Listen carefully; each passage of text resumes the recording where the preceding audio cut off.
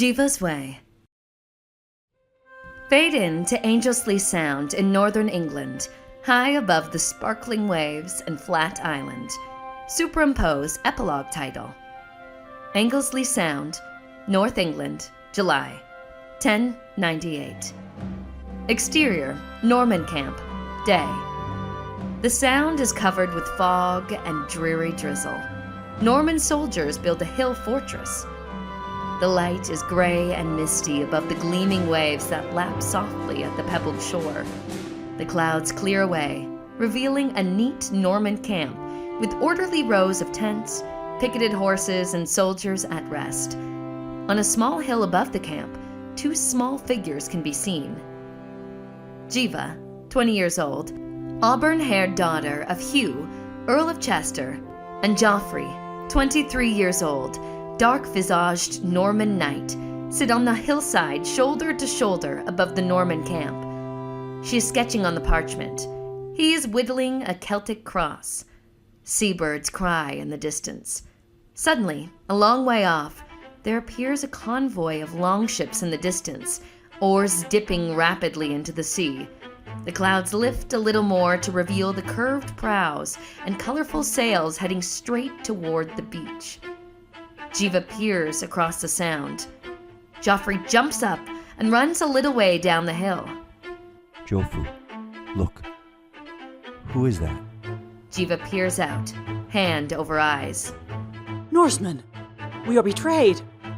Geva and Geoffrey run down the hill, slipping and stumbling in their haste, and dash into camp. Knights sit idly by without their chainmail, and men-at-arms dig holes up the hill. Fires burn merrily in stone pits. Geva pauses, searches for Hugh de Branches, 2nd Earl of Chester, and the most powerful man in northern England, spots him, and darts through the tents, Geoffrey hard on her heels. She skids to a stop in front of Hugh as he runs a sharpening stone across his sword. My lord father, Norsemen are here. Hugh looks up, startled, jumps to his feet. Drone shot. Menai Straits glitter in the autumn sun. A line of longboats fills the horizon. Magnus Barefoot, King of Norway, enters Anglesey Sound at the head of the convoy, a red shield on his mast, the sign of peaceful intent. Exterior, Norman Camp, day.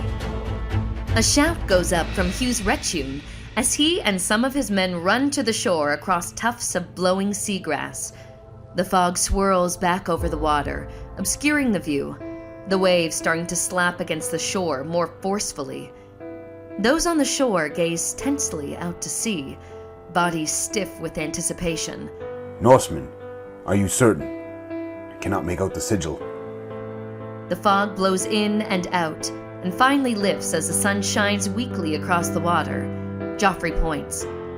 There, I see it. It's a red shield, but the sigil is Magnus. Magnus Barefoot, King of Norway. Shouts of incredulity and fear sweep across the camp. Sound the alarm. Weapons and armor. Hurry. Trumpets bugle shrilly. Men-at-arms run down from digging the fort foundations, grab up their weapons. Knights and their attendants struggle to don chainmail and helmets. The longboats approach, the faint sound of drumming becoming louder and louder.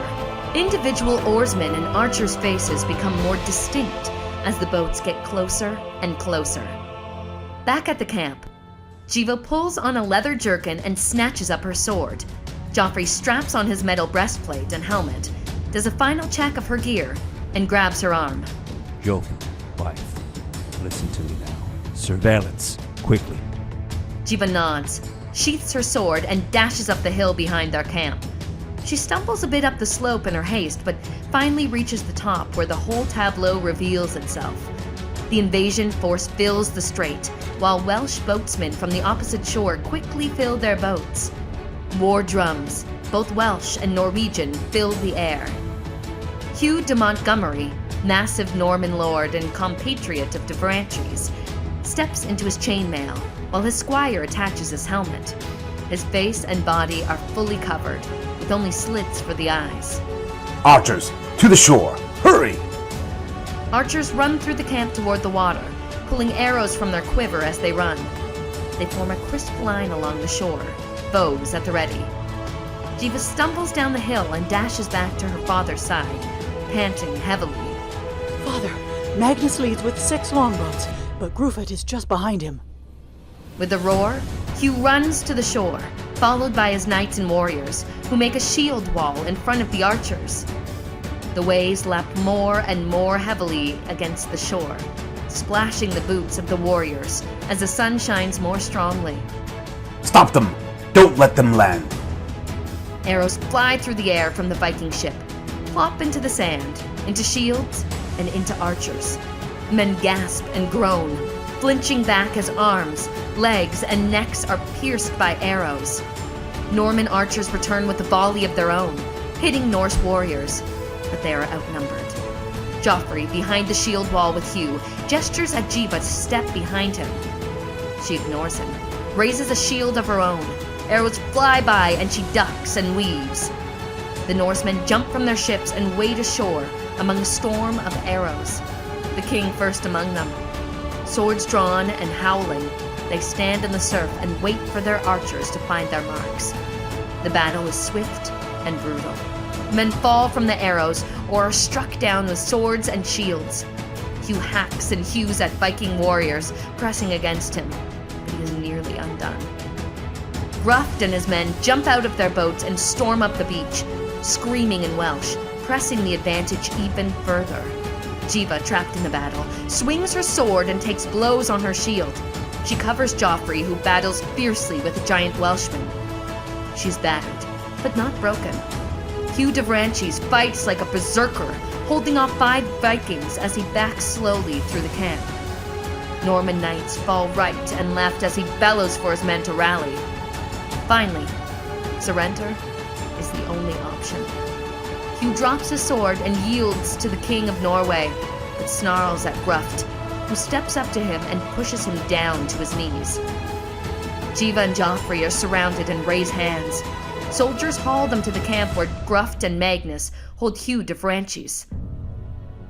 Puffing and blowing, Hugh kneels on the ground, head up, still defiant.